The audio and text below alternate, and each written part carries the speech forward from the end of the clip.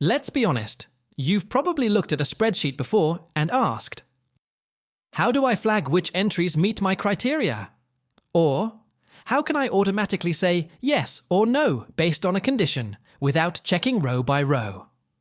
Most people end up using filters, sorting manually, or worse, checking 500 rows by eye, and that's where they waste hours. But what if Excel could make those decisions for you? Sounds fascinating, isn't it? Well, we will cover that in a minute. This is your host, Nav, and welcome back to my channel. I teach you one Excel trick every single day, the kind that saves time, boosts productivity, and makes you stand out. So if that's what you're looking for, make sure to hit the subscribe button if you haven't already. Alright, let's dive into one of the most important functions in Excel, the if function. The if function is like Excel's way of making a decision. You give it a condition, and tell it what to do if it's true, and what to do if it's false. Here's a real-world example. Let's say you've got a list of sales, and your sales target is £25,000.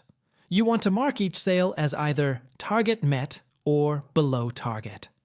Rather than going row by row and fine mark the sales manually, we can use if function, which will do it for us in seconds and with accuracy.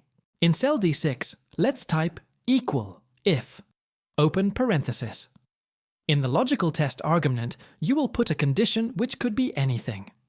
In this particular case, our condition is if the value in cell C6 is, which is Frankie's total sales amount, greater than the value in cell C3, our sales target. So we will select cell C6 and leave it as relative reference, and then insert greater than sign and select C3. This time we'll fix C3, as we want to compare each sales amount to this cell. Now press comma. In the value if true argument, we will mention what we want if the condition or logical test gives a true result. So, we will type target met within the double quotes, obviously. Now press comma, and then type below target, as this is what we want if the condition is not met. You can use yes and no as well as a result, or anything that you may prefer. Now close the parenthesis and press enter. And there you have it. Frankie met the target. Now let's see who missed the target. Copy and paste cell D6 across to D25. Or you can simply drag or double-click on the small scare box, whichever way is efficient for you. Now we can see there are some employees that missed the target. And if we want to see how many people missed the target, we can count them easily as we have a very small data set. But what if you were looking at an enormous data? It would take ages to count people who missed the target. That's where the countif function comes into play. We have already covered count and countif function in tutorial 16. Go and watch it if you have not already. This is a homework for you. Now that we have touch based on a function, I will insist that you practice this function at home as much as possible. It is the most powerful function in Excel, and once you get the hang of it, you will start seeing hundreds of places to use it.